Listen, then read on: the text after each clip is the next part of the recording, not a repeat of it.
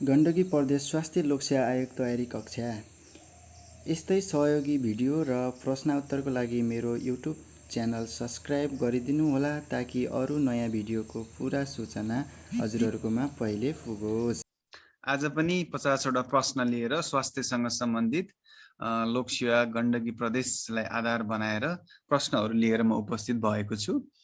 यी प्रश्नहरूले पक्कै पनि CMA, ANM, health assistant, staff nurse, lab assistant, lab टेक्निसियनहरू जसले लोकसेवाको तयारी गरेर बसिरहनु भएको छ उहाँहरूलाई पक्कै पनि यसले फाइदा पुर्याउने छ भनेर मैले अपेक्षा लिएको छु।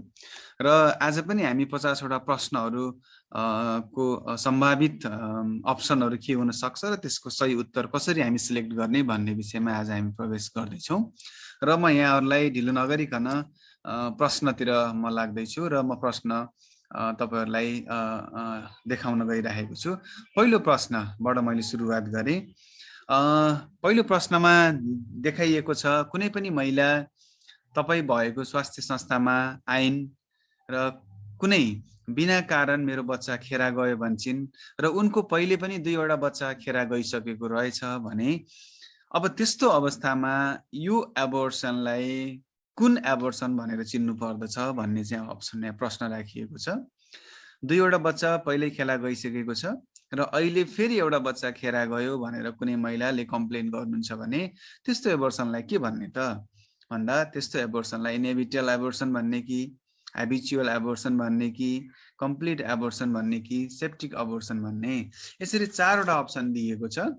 सामान्यतया हैन इन्भिटेबल एबोर्सन, ह्याबिचुअल एबोर्सन, कम्प्लिट एबोर्सन र सेप्टिक एबोर्सन यो 4 मध्ये महिलाले भनेको हिस्ट्री अनुसार के को एन्सर सही हुन सक्छ कुन एन्सर सही होला त्यसको भन्दा यदि कुनै पनि महिलाले अबोर्सन लगातार 3 पटक भन्दा बढी बिना कारण भइराखेको छ भनेर हिस्ट्री दिनुहुन्छ भने त्यस्तो प्रकारको अबोर्सनलाई हामी ह्याबिचुअल अबोर्सन भनेर भन्ने गर्दछौं। त्यसो भए यसको राइट एन्सर के होला त अप्सन बी ह्याबिचुअल अबोर्सन। लगातार 3 पटक भन्दा बढी बिना कारण एबोर्सन हुन्छ भने त्यस्तो अवस्थालाई ह्याबिचुअल अबोर्सन भनेर भन्ने गर्दछौं है त। यसको सही एन्सर हो ह्याबिचुअल अबोर्सन। अब प्रश्न नम्बर 2 मा म लागे। गर्भ अवस्थामा गर्भवतीले प्रयोग गर्ने आइरन ट्याब्लेट जुन हामी दिने गर्छौं त्यो आइरन चक्कीमा कति मिलिग्राम आइरन राखिएको हुन्छ है। 225 वटा आइरन हामी प्रयोग गर्छौं। सुत्केरी हुनुभन्दा अगाडि 180 आइरन प्रयोग गरिन्छ। सुत्केरी भइसकेपछि 45 वटा आइरन प्रयोग गरिन्छ। टोटल सोधियो भने 225 वटा ट्याब्लेट आइरन प्रयोग गर्छौं भने उक्त आइरनमा कति मिलिग्राम आइरन हुन्छ त अप्सन ए मा छ 30 मिलिग्राम, अप्सन बी मा छ 45 मिलिग्राम, अप्सन सी मा छ 60 मिलिग्राम, अप्सन डी मा छ 90 मिलिग्राम। भनेपछि सुत्केरी अवस्थामा वा गर्भ अवस्थामा प्रयोग गर्ने जुन नेपाल सरकारले सप्लाई गरेको आइरन छ त्यो आइरनमा कति मिलिग्राम आइरन हुन्छ त त्यो ट्याब्लेटमा भनेर सोधियो भने यसको राइट एन्सर हो अप्सन सी 60 मिलिग्राम। त्यसो भएर गर्भ अवस्थामा जुन प्रयोग गर्नुहुन्छ त्यो आइरन ट्याब्लेटमा आइरनको मात्रा 60 मिलिग्राम राखिएको हुन्छ। त्यसै गरेर म अर्को प्रश्नमा प्रवेश गर्दछु। प्रश्न नम्बर 3 नेपालमा निशुल्क संस्थागत प्रसुति सेवा कहिलेबाट सुरु भएको थियो? नेपालमा निशुल्क डेलिभरी सेवा जसलाई हामी सेफ मदरहुड कार्यक्रम अन्तर्गत निशुल्क सेवा दिने गर्दछौं त्यो सेवा कहिलेबाट सुरुवात भयो? अप्सन ए मा राखिएको छ 14 जनवरी 2009, अप्सन बी मा छ 14 मार्च 2009, अप्सन सी मा छ 14 जुलाई 2009, अप्सन डी मा छ 14 डिसेम्बर 2009। नेपालमा निशुल्क सुत्केरी सेवा, निशुल्क प्रसुति सेवा कहिलेबाट सुरुवात भयो भनेर सोधियो भने यो 4 वटा मध्ये यसको सही एन्सर के हो त भन्दा अप्सन ए 14 जनवरी 2009 मा नेपालमा निशुल्क संस्थागत सुत्केरी सेवा सुरु भएको थियो है त। अप्सन ए 14 जनवरी 2009। अब म अर्को प्रश्नतर्फ लागे। प्रश्न नम्बर 4 है त फर्स्ट टेस्ट ट्युब बेबी है त फर्स्ट टेस्ट ट्युब बेबी भनेर हामी कसलाई चिन्दछौं?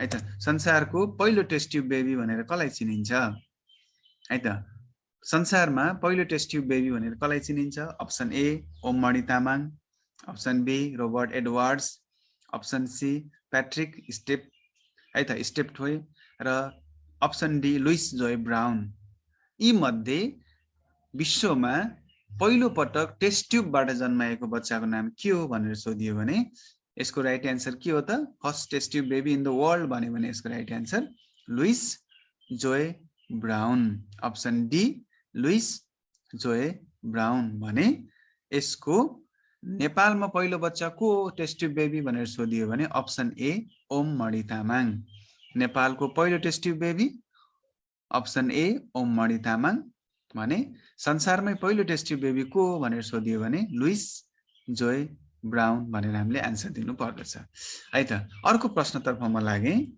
प्रश्न नम्बर 4-5 लोकिया सेरोसा सुत्केरी भइसकेपछि भेजाइनाबाट बग्ने एक प्रकारको तरल पदार्थ हो त्यो लोकिया सेरोसा कति दिनसम्मको अवधिलाई हामी लोकिया सेरोसा भन्छौं अर्थात सुत्केरी भइसकेपछि जुन लिक्विड बग्छ त्यो कति दिनसम्मको लिक्विडलाई चाहिँ लोकिया सेरोसा भनेर भनिन्छ भनेर सोधियो भने यसको राइट एन्सर हो के होला त अप्सन ए 1 देखि 4 दिन अप्सन बी 5 देखि 9 दिन अप्सन सी 10 देखि 15 दिन अप्सन डी 1 महिनासम्म भनेपछि लोकिया सेरोसा भनेर सोधियो भने यसको राइट एन्सर के होला त भन्दा यसको राइट एन्सर हो अप्सन बी 5 देखि 9 दिनसम्म जुन भेजाइनाबाट बग्छ त्यो लिक्विडलाई हामी लोकिया सेरोसा भनेर भन्ने गर्दछौं है त अर्को प्रश्नमा म गए प्रश्न नम्बर 6 नेपालमा antiretroviral therapy ART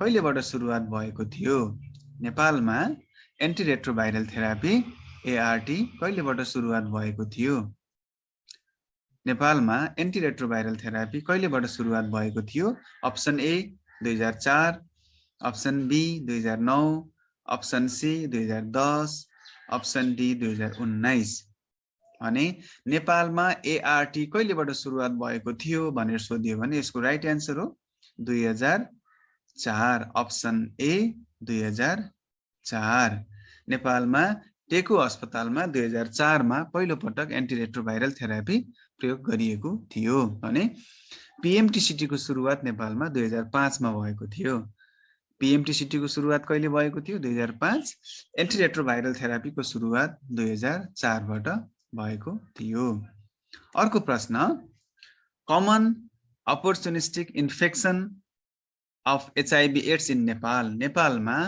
HIV AIDS भएको मान्छेमा तलको मध्ये कुन चाहिँ सबैभन्दा कमन इन्फेक्सन हुन सक्छ जसलाई हामी अपर्चुनिस्टिक इन्फेक्सन भन्दछौं है त यसको अप्सनहरुमा के छ option A cervical cancers option B cytomegalovirus option C pneumocystic pneumonia option D tuberculosis तलको मध्ये एचआईभी भएको मान्छेमा नेपालमा कुन समस्या देखिन सक्ने सम्भावना बढी हुन्छ भनेर सोधियो भने यसको राइट एन्सर हो अप्सन डी ट्युबरकुलोसिस नेपालको हकमा ट्युबरकुलोसिस वर्ल्ड वाइड हेर्ने भने निमोसिस्टिक निमोनिया देखिन्छ नेपालको हकमा ट्युबरकुलोसिस विश्वभरिमा हेर्ने भने एचआईभी भएको मान्छेहरुमा निमोसिस्टिक निमोनिया बढी देखिन्छ है त अर्को प्रश्नमा म गए डिहाइड्रेसन भनेर कुन ठाउँमा पानीको मात्रा कम भएको अवस्थालाई बुझाउँदछ डिहाइड्रेसन भनेर कुन ठाउँमा पानीको मात्रा कम भएको अवस्थालाई बुझाउँदछ यसको अप्सनमा छ option A intracellular space option B interstitial space option C intravascular space option D extra cellular space यो मध्ये कुन ठाउँमा पानीको मात्रा कम भयो भने त्यसलाई डिहाइड्रेसन भनिन्छ भन्यो भने यसको राइट एन्सर हो अप्सन बी इन्टरस्टिटियल स्पेस छ डिहाइड्रेसन भन्नाले शरीरको कुन ठाउँमा पानीको मात्रा कम भएको अवस्थालाई हामी बुझ्दछौं भनेर सोधिएको छ यसको अप्सनहरुमा पहिलो अप्सन छ इन्ट्रासेलुलर स्पेस दोस्रो अप्सन छ इन्टरस्टिटियल स्पेस तेस्रो अप्सन छ इन्ट्राभास्कुलर स्पेस र चौथो अप्सन छ एक्स्ट्रा सेलुलर स्पेस भने यो चारवटा स्पेस मध्ये कुन ठाउँमा पानीको मात्रा कम भएको अवस्थालाई बुझाउँदछ भन्यो भने यसको राइट एन्सर हो इन्टरस्टिटियल स्पेस। इन्टरस्टिटियल स्पेसमा पानीको मात्रा कम भएको अवस्थालाई हामी डिहाइड्रेसन भन्दछौँ। पानी र इलेक्ट्रोलाइटको मात्रा कम भएको अवस्थालाई डिहाइड्रेसन भनिन्छ। अर्को प्रश्नतर्फ म लागेँ। नोटिफिएबल डिजिज भन्छ त्यस्तो डिजिज जसलाई हामी पब्लिक हेल्थको इमर्जेन्सीको रूपमा लिने गर्दछौँ वा पब्लिक हेल्थमा यसले बढी महत्त्व राख्दछ, जसलाई सूचनाहरू दिइनुपर्छ, आफूभन्दा माथिल्लो पब्लिक कन्सर्न भएको अर्गनाइजेसनलाई चाहिँ हामी इन्फर्म गर्नुपर्छ। त्यस्तो डिजिज भनेर कुन डिजिजलाई चिनिन्छ भनिन्छ। अप्सन एमा छ चिकन पक्स, अप्सन बीमा छ मिजल्स, अप्सन सीमा छ कलेरा, अप्सन डीमा छ डायबिटिज। है त, यो चारवटा मध्ये कसलाई नोटिफिएबल डिजिज भनेर हामी भन्ने गर्छौँ भनेर सोधियो भने यसको राइट एन्सर हो अप्सन सी कलेरा। है, अप्सन सी कलेरालाई नोटिफिएबल डिजिज भनेर भनिन्छ, जसलाई हामी तुरुन्त सूचना दिनुपर्ने हुन्छ। है, आफूभन्दा माथिल्लो निकायमा तुरुन्त सूचना दिनुपर्ने भएकोले यसलाई नोटिफिएबल डिजिज भनेर भनिएको। प्रश्न नम्बर 10 मा अटोक्लेभिङ गर्दा कति तापक्रममा गरिन्छ? अटोक्लेभिङ गर्दा कति तापक्रममा गरिन्छ? Option A 100 degree centigrade, option B 121 degree centigrade, option C 135 degree centigrade, option D 140 degree centigrade. यो मध्ये अटोक्लेभिङ गर्दा हामीले कति डिग्रीको तापक्रममा गर्दछौँ भनेर सोधियो भने यसको राइट एन्सर हो अप्सन बी 121 डिग्री सेन्टिग्रेड। अटोक्लेभिङलाई 121 डिग्री सेन्टिग्रेडमा गर्ने गरिन्छ। अर्को प्रश्नमा म गएँ। 11 प्रश्न नम्बर 11 इकाइनोकोकस ग्रान्युलोसम केमा पाइन्छ, अर्थात् केबाट सर्दछ वा केमा पाइन्छ भनेर सोध्न खोजेको प्रश्न छ। यसको अप्सन छ बिफ गाईबाट, पर्क बुङ्गुरबाट, काउ हैन उस्तै उस्तै गाईहरू जस्तै अर्थ लाग्छ, र अर्को छ कुकुर। भनेपछि यी मध्ये सामान्यतया इकाइनोकोकस कुनबाट सर्दछ वा केमा पाइन्छ भनेर सोधियो भने यसको राइट एन्सर हो इकाइनोकोकस डगमा पाइन्छ, डगबाट सर्ने रोग हो। त्यसो भएर यसको राइट एन्सर हो अप्सन डी डग। है, अर्को प्रश्नमा म गएँ। प्रश्न number 12 father of medical microbiology भनेर कसलाई चिनिन्छ? फादर अफ मेडिकल माइक्रोबायोलोजी भनेर कसलाई चिनिन्छ? Option A Louis Pasteur, option B Robert Koch, option C Jones सोल्सन, अप्सन डी फेरारा नेपोलियन। यसको अर्थ अब फादर अफ मेडिकल माइक्रोबायोलोजी भनेर कसलाई चिनिन्छ भनेर सोधियो भने यसको राइट एन्सर के हुन सक्छ त भन्दा मेडिकल माइक्रोबायोलोजीको फादर्स भनेर हामी अप्सन बी रोबर्ट कोचलाई चिन्दछौँ। रोबर्ट कोचलाई मेडिकल माइक्रोबायोलोजीको फादर्स भनेर हामी चिन्ने गर्दछौँ। है त, अर्को प्रश्न तलको मध्ये 4वटा सी 4C के कुरासँग सम्बन्धित छ? तलको मध्ये 4C के कुरासँग सम्बन्धित छ?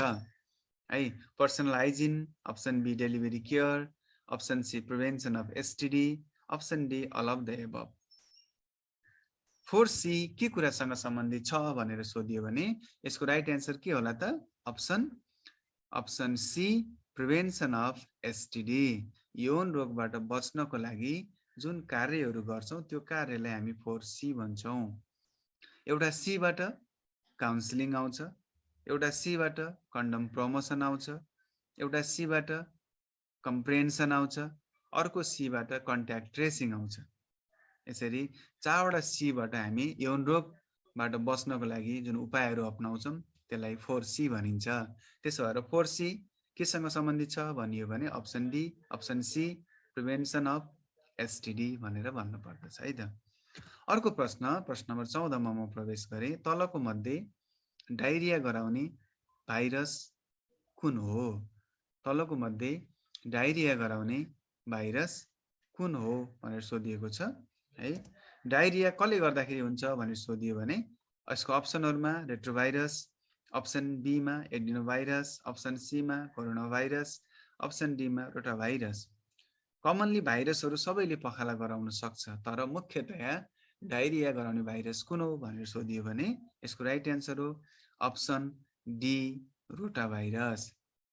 Option D rotavirus. र यही रोटाभाइरसलाई अहिले हामी भ्याक्सिनको रूपमा प्रयोग गर्न सुरु गरिसकिएको छ है त।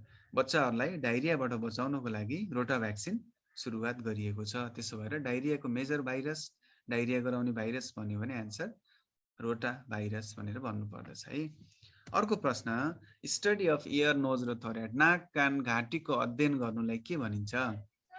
नाक कान घाँटीको अध्ययन गर्ने साइन्सलाई के भनिन्छ है त? अन्कोलोजी, अप्सन बी मा अटोरिनोल्यारिङ्गोलोजी, अप्सन सी मा माइकोलोजी, अप्सन डी मा फिजियोलोजी।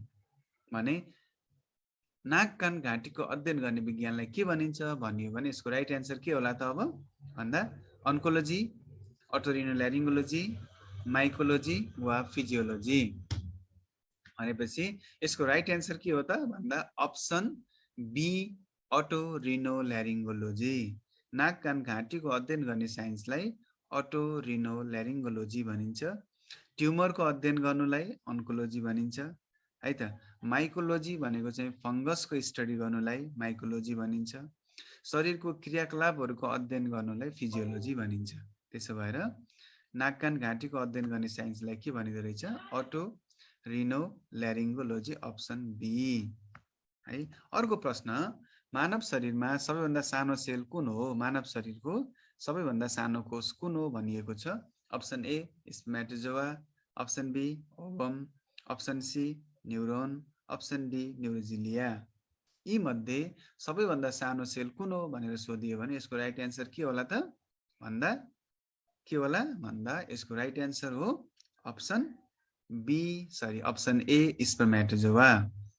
सबैभन्दा सानो भन्यो भने स्पर्मेटोजोआ, सबैभन्दा ठुलो भन्यो भने ओभम र सबैभन्दा लामो भन्यो भने न्युरोन। त्यसो भएर यहाँ सोधिएको प्रश्न के छ त? सबैभन्दा सानो भनेको कसलाई हो त? स्पर्मेटोजोआलाई सबैभन्दा सानो सेल भनेर हामी भन्ने गर्दछौँ।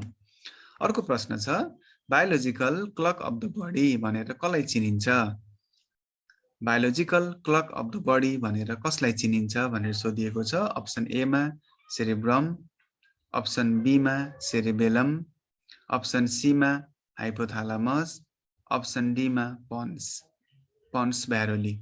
भनेपछि यो चारवटा मध्ये कसलाई biological clock of the body भनेर भनिन्छ भनेर सोधियो भने यसको राइट एन्सर के हो त भन्दा यसको राइट एन्सर हो option C hypothalamus. Option C हाइपोथालामसलाई biological clock of the body भनेर भन्ने गर्दछौँ है। अर्को प्रश्नमा म गएँ, युरिनरी ब्लाडरमा कुन प्रकारको टिस्यु पाइन्छ? युरिनरी ब्लाडरमा कुन प्रकारको टिस्यु पाइन्छ? युरिनरी ब्लाडरमा कुन प्रकारको टिस्यु पाइन्छ भनेर सोधिएको छ। यसको अप्सनहरुमा transitional epithelium, stratified epithelium, ciliated epithelium, columnar epithelium. यो चारवटा मध्ये युरिनरी ब्लाडरमा कुन टिस्यु पाइन्छ भनेर सोधियो भने यसको राइट एन्सर के होला त अब भन्दा यसको राइट एन्सर हो अप्सन ए ट्रान्जिशनल एपिथेलियम। युरिनरी ब्लाडरमा ट्रान्जिशनल एपिथेलियमले बनेको हुन्छ वा पाइन्छ भनेर हामीले एन्सर दिनुपर्ने हुन्छ है त। सिलिएटेड कहाँ पाइन्छ? रेस्पिरेटरी सिस्टममा, कोलुम्नार डाइजेस्टिभ सिस्टममा, स्ट्राटिफाइड भनेको चाहिँ विशेष गरेर हामी स्किनहरुमा पाउने टिस्युलाई भनेर भन्ने गर्दछौँ है। अर्को प्रश्नमा म गएँ, कुनै पनि औषधिलाई सबलिङ्गल रुटबाट दिनु परेमा कुन क्याभिटीमा दिइन्छ?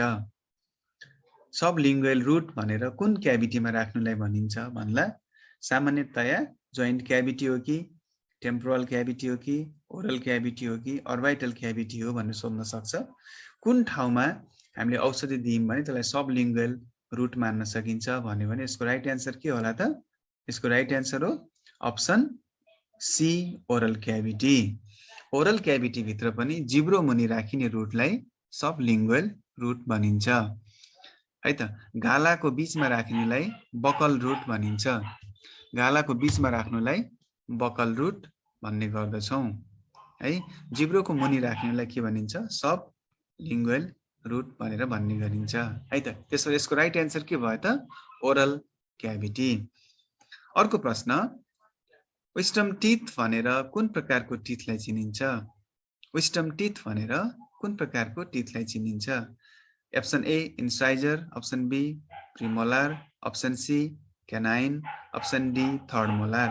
यो मध्ये कुन चाहिँ टिथलाई विस्डम टिथ अर्थात् बुद्धि बङ्गारा भनेर चिनिन्छ भनेर सोधियो भने यसको एन्सर के होला त? राइट एन्सर बुद्धि बङ्गारा भनेर हामी कसलाई चिन्दछौँ? अप्सन डी थर्ड मोलारलाई बुद्धि बङ्गारा पनि भनेर भन्ने गरिन्छ। त्यसो भएर विस्डम टिथ भनेको कुन हो त? थर्ड मोलार हो। अर्को प्रश्न, बच्चामा प्रिमोलार टिथहरू पाइँदैन, कुन दाँत पाइँदैन भनेर सोधिन्छ। एन्सर हो प्रिमोलार टिथ पाइँदैन भने प्रिमोलार टिथ जुन एडल्टमा पाउने गर्छ त्यो टिथहरू कतिवटा हुन्छ भनेर सोध्न सक्छ। त्यसो भएर एडल्टमा, बच्चामा प्रिमोलार टिथ पाइँदैन र एडल्टमा कतिवटा हुन्छ भन्यो भने यसको राइट एन्सर हो के होला त? 0 हुँदैन होला कि 4वटा हुन्छ भन्ने हो कि 6वटा हुन्छ भन्ने हो कि 8वटा भन्ने हो भन्दा एडल्टमा प्रिमोलार टिथ एक साइडमा 2, अर्को साइडमा 2, 4, माथि 4, तल 4 गरेर टोटल कतिवटा हुन्छ त? 8वटा। यसको अर्थ बच्चामा प्रिमोलार टिथ पाइँदैन भने एडल्टमा प्रिमोलार जम्मा कतिवटा पाइन्छ? 8वटा पाइन्छ भनेर एन्सर दिनु पर्दछ। अर्को प्रश्न, मोस्ट डेन्जरस सक, सबैभन्दा खतरनाक सक भनेर कसलाई चिनिन्छ? मान्छे तुरुन्त मर्न सक्ने सक कुन हो? न्युरोजेनिक सक हो कि एनाफाइलेटिक हो कि इन्डोटक्सिक सक हो कि कार्डियोजेनिक सक हो भनेर सोधियो भने सबैभन्दा खतरा सक भनेर हामी कसलाई चिन्छौँ त? भन्दा छिटो मान्छे मर्न सक्ने सक यो मध्ये न्युरोजेनिक हो कि एनाफाइलेटिक हो कि इन्डोटक्सिक हो कि कार्डियोजेनिक हो भनेर सोधियो भने मोस्ट डेन्जरस सक भनेर हामी कसलाई चिन्छौँ त? कार्डियोजेनिक सक। अप्सन डी लाई हामी मोस्ट डेन्जरस सक भनेर भन्ने गर्दछौँ। अर्को प्रश्न, कार्डिक एरेस्ट भएको बिरामी, हार्ट एट्याक भएको बिरामीलाई कुन पोजिसनमा राख्दा उचित हुन्छ? कार्डिक एरेस्ट वा हार्ट एट्याक भएको बिरामीलाई कुन पोजिसनमा राख्दा उचित हुन्छ भन्यो भने अपराइट पोजिसन हो कि ल्याटरल पोजिसन हो कि प्राउन पोजिसन हो कि सुपाइन पोजिसन हो भनेर सोध्यो भने मुटु दुखेको बेलामा वा कार्डिक एरेस्ट भएको बेलामा राखिने पोजिसन कुन हो त भन्यो भने टाउकोलाई उठाएर राख्नु पर्दछ। त्यो पोजिसनलाई के भनिन्छ त? अप्सन ए अपराइट पोजिसन। कार्डिक एरेस्ट भएको बिरामीलाई अप्सन ए अपराइट पोजिसनबाट हामी राख्ने गर्छौँ, अपराइट पोजिसनमा हामी राख्ने गर्छौँ। र अपराइट भनेको के हो भन्यो भने हेडलाई अप गरिनुलाई अपराइट भनेर भन्ने गरिन्छ है त। अर्को प्रश्न, तलको कुन प्रकारको सकमा फिभर हुन्छ? कुन प्रकारको सकमा फिभर हुन्छ? सबै सकमा मान्छे चिसो हुन्छ तर एउटा सकमा चाहिँ ज्वरो आउँछ, त्यो सक कुन हो भनेछ? अप्सन ए सेप्टिक सक, अप्सन बी फ्याटल सक, अप्सन सी कार्डियोजेनिक सक वा माथिका सबै सकमा हुन्छ भनेर भनिएको छ। भन्दा ज्वरो आएर हुने सक वा कुन सकमा ज्वरो आउँछ भन्यो भने यसको राइट एन्सर के होला त? अप्सन ए सेप्टिक सक। अप्सन ए सेप्टिक सक है त। सेप्टिक सकमा ज्वरो आउने गर्दछ भनेर भन्नु पर्दछ है। अर्को प्रश्न, NSAID ग्रुपको औषधि तलको कुन अवस्थामा दिन मिल्दैन? NSAID ग्रुपको औषधि तलको कुन अवस्थामा दिन मिल्दैन भनिएको छ हैन। ज्वरोमा दिन मिल्छ कि मिल्दैन, स्टोन पेन भएको बेलामा दिन मिल्छ कि मिल्दैन, ग्यास्ट्रिक पेन भएको बेलामा मिल्छ कि मिल्दैन वा माथिका कुनै पनि अवस्थामा दिन मिल्दैन भन्ने अप्सन राखिएको छ। सामान्यतया NSAID लाई दिन नहुने अवस्था कुन हो त भनेर सोधियो भने यसको राइट एन्सर हो के हो त? Option C gastric pain. Option C gastric पेनमा हामी NSAID ग्रुपको औषधि दिँदैनौँ। त्यसो भएर NSAID लाई चाहिँ हामी अल्सर भएको ग्यास्ट्राइटिस भएको बेलामा दिन हुँदैन भनेर पढ्ने गर्छौँ। त्यसो भएर ग्यास्ट्रिक पेनमा चाहिँ हामी NSAID लाई दिने गर्दैनौँ है त। अर्को प्रश्न, हाम्रो शरीरको राइट साइडेड हार्ट फेलियर भयो भने, राइट साइडको मुटु फेलियर भयो भने तलको मध्ये कुन प्रकारको इडिमा देखिन्छ भनेर सोधिएको छ। है त। राइट साइडेड हार्ट फेलियर भयो भने कुन प्रकारको इडिमा देखिन्छ? Pulmonary oedema, peripheral oedema, pitting oedema, non pitting oedema भन्दा यो मध्ये कुन इडिमा देखिन्छ भन्यो भने यदि राइट साइडको हार्ट फेलियर भयो भने इन्फेरियर र सुपेरियर भेना काभाहरू ब्लक हुन्छन्। इन्फेरियर र सुपेरियर भेना काभा ब्लक भयो भने हात र खुट्टामा पानी जम्छ।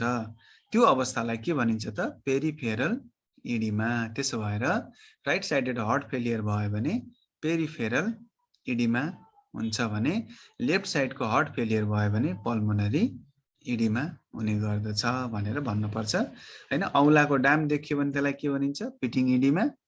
औलाको डाम देखिएन भने त्यसलाई के भन्छ? Non pitting oedema. तर राइट साइडेड हार्ट फेलियर हुँदाखेरि हुने इडिमा चाहिँ कुन हो त? पेरिफेरल इडिमा भनेर भन्नुपर्छ है त। अर्को प्रश्न, नेपालको सन्दर्भमा लिभर सिरोसिसको प्रमुख कारण के हो? नेपालको सन्दर्भमा लिभर सिरोसिसको प्रमुख कारण के हो भनेर सोधिएको छ। Option A alcoholism, option B smoking, option C accidental, option D unknown भनिएको छ, थाहा छैन भनिएको छ। भनेपछि नेपालमा लिभर सिरोसिसको प्रमुख कारण के हो त भनेर सोधियो भने यसको राइट एन्सर के होला त भन्दा यसको राइट एन्सर हो अल्कोहोलिजम, रक्सी सेवन गर्नु। नेपालमा लिभर सिरोसिसको प्रमुख कारण हो अल्कोहोलिजम भनेर भन्नु पर्दछ है।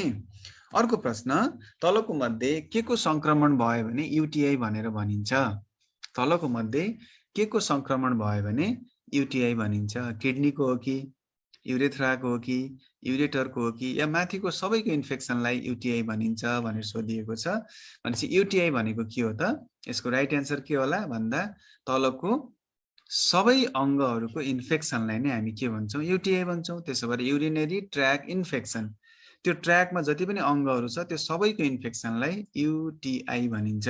त्यसो भएर यसको राइट एन्सर के भयो त? Option D all of the above भनेर भन्नु पर्दछ है। अर्को प्रश्न, प्लुरल क्याभिटीमा पस कलेक्सन हुनुलाई के भनिन्छ? प्लुरल क्याभिटीमा पिप जमेको अवस्थालाई के भनिन्छ भनिएको छ। Option A haemothorax, option B pyothorax, option C pneumothorax, option D माथिका कुनै पनि होइनन् भनिएको छ।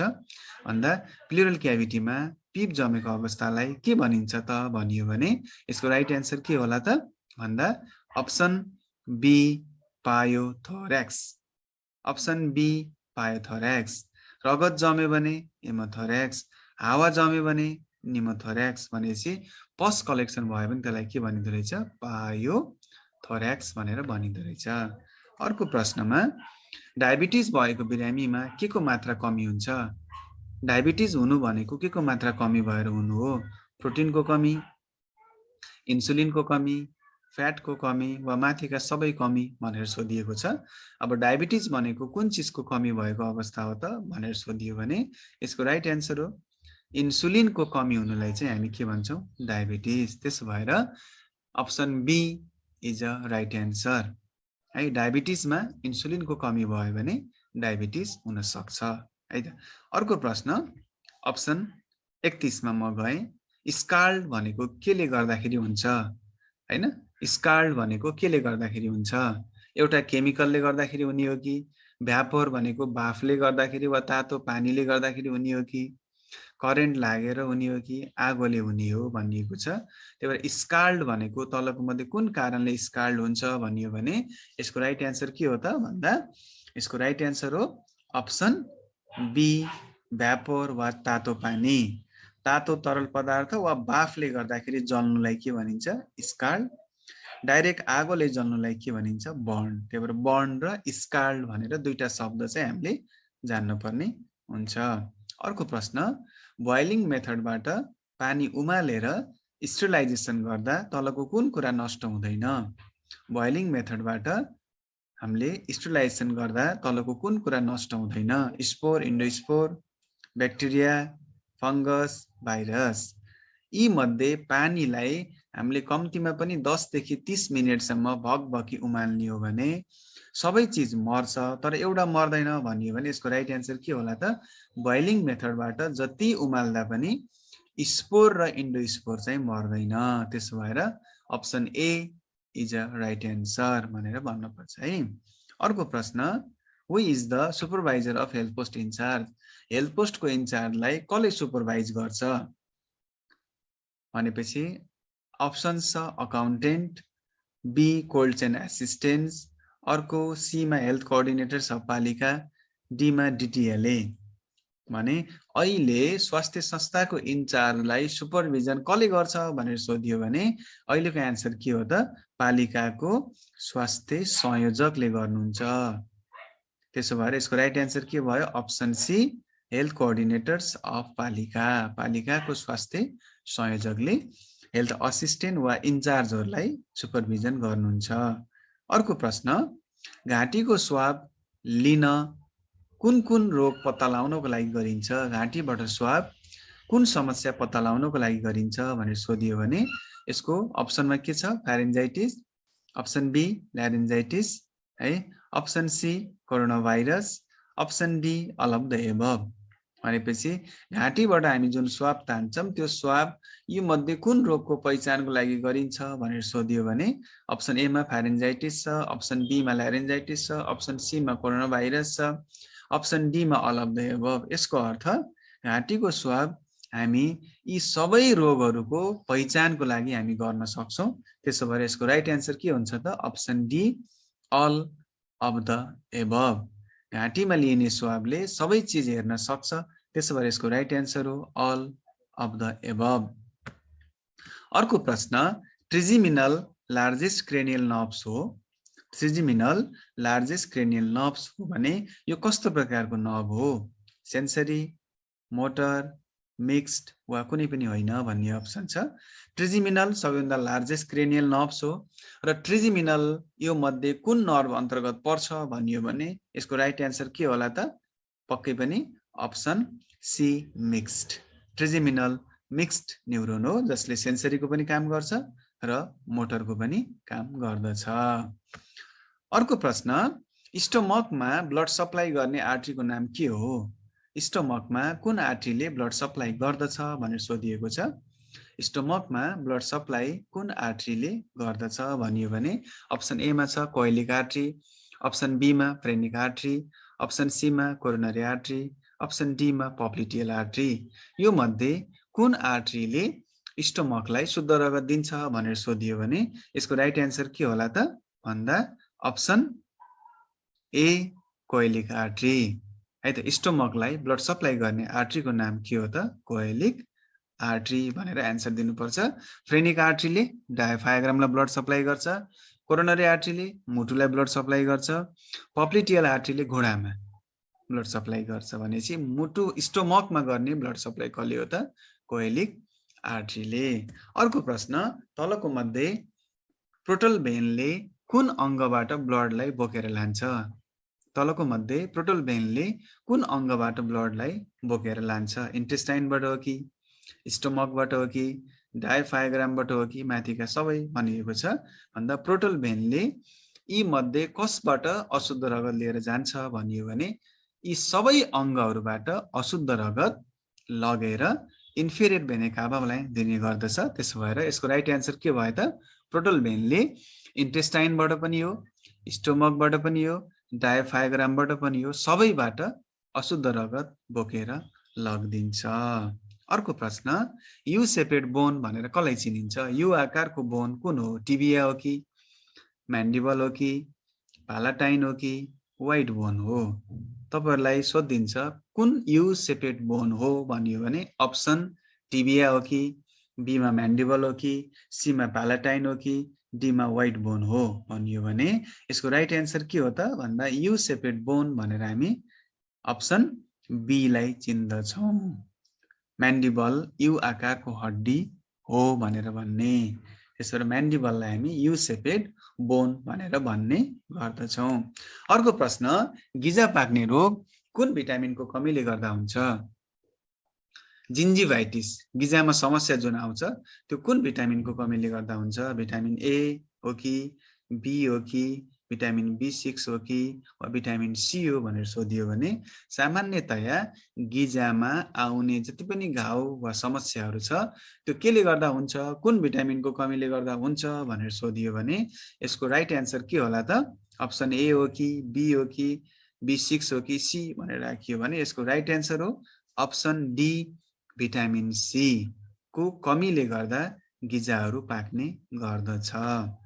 अर्को प्रश्न, सिम्फेसिस प्युबिस भनेको के हो? जोइन्ट हो कि सेल हो कि बोन हो कि अङ्ग हो? सिम्फेसिस प्युबिस भनेको के हो? जोइन्ट हो कि सेल हो कि बोन हो कि अङ्ग हो भनेर राखिएको छ। सिम्फेसिस प्युबिस भनेको के हो त भन्दा यसको राइट एन्सर यो एक प्रकारको जोइन्ट हो जो अर्धचल जोड्नीमा पर्दछ। दुईवटा पेल्भिक बोनहरू जोडिएर बनेको ठाउँलाई हामी सिम्फेसिस प्युबिस भनेर भन्ने गर्दछौँ। त्यसो भएर सिम्फेसिस प्युबिक के हो त? यो जोइन्ट हो भनेर हामीले भन्नु पर्दछ। अर्को प्रश्न, कस्तो प्रकारको फोहोरलाई जलाउनु पर्दछ? तलको मध्ये कस्तो प्रकारको फोहोरलाई जलाउनु पर्दछ? Solid waste, human waste, animal waste वा हस्पिटल वेस्ट?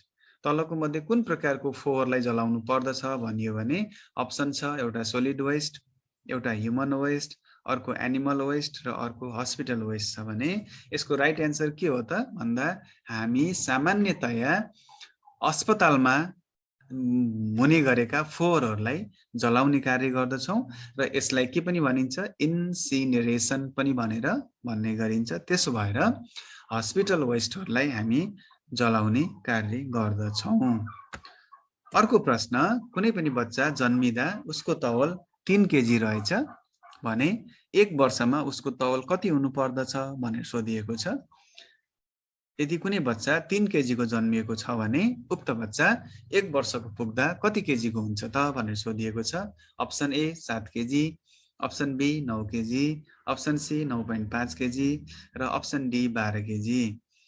अनि यो मध्ये कुन चिज सही एन्सर हो त भनियो भने हाम्रो एन्सर के हो त भन्दा बच्चा 5 महिनाको पुगेपछि 2 गुणा हुन्छ, बच्चा 1 वर्षको पुगेपछि 3 गुणा हुन्छ। भन्नुको अर्थ 3 केजी जन्मेको बच्चा 1 वर्षपछि कति हुन्छ त? अप्सन बी 9 केजी हुने गर्दछ भनेर भन्न पर्दछ है।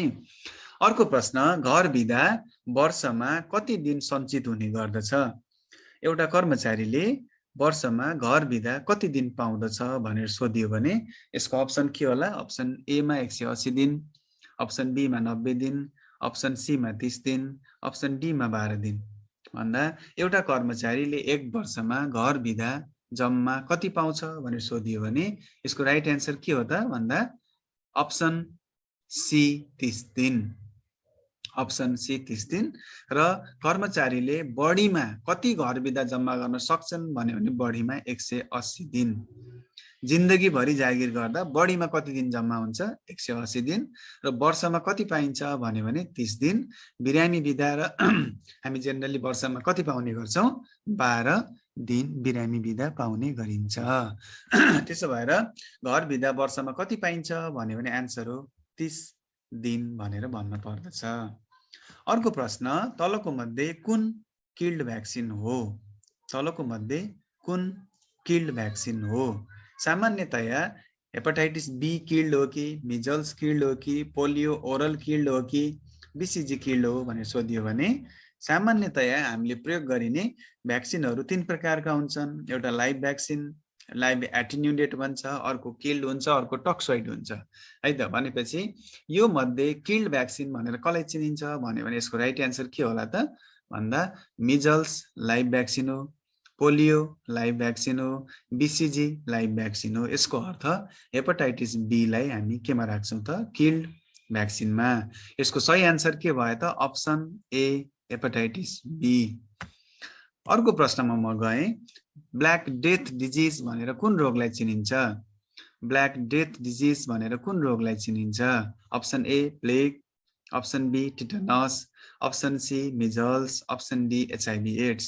यो 4 वटा रोग मध्ये कुन रोगलाई ब्ल्याक डेथ डिजिज भनेर हामी भन्ने गर्दछौँ भनेर सोधियो भने यसको राइट एन्सर के होला त?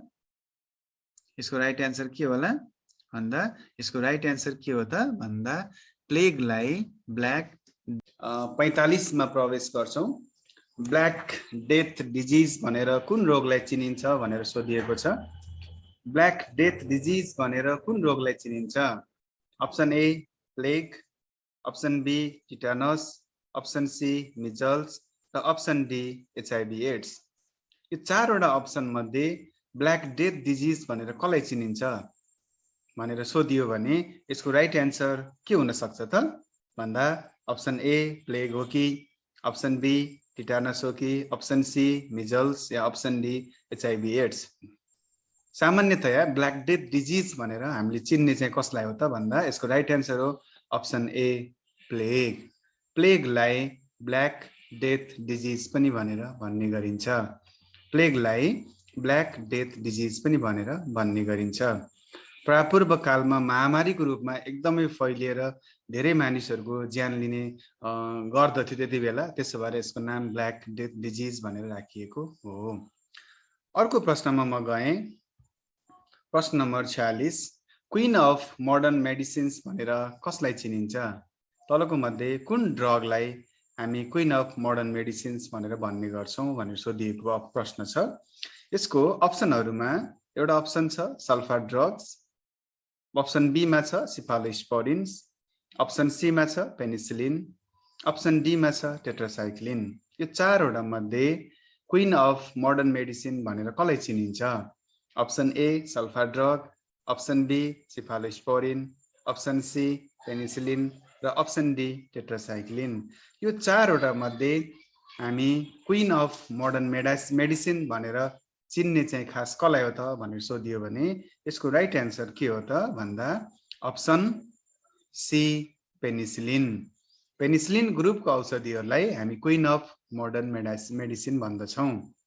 यो फंगस पेनिसिलिन नोटाटम भन्ने फंगसबाट तयार पारिएको हुन्छ, जसलाई सर अलेक्जेन्डर फ्लेमिङले पत्ता लगाएका थिए र यसले एकदमै यो मेडिसिन क्षेत्रमा एकदमै ड्रामेटिकल्ली एकदम नाटकीय रूपमा रोगहरूलाई नियन्त्रण र सन्चो गराएको भएर यसलाई हामी क्वीन अफ मोडर्न मेडिसिन पनि भनेर भन्ने गर्दछौं।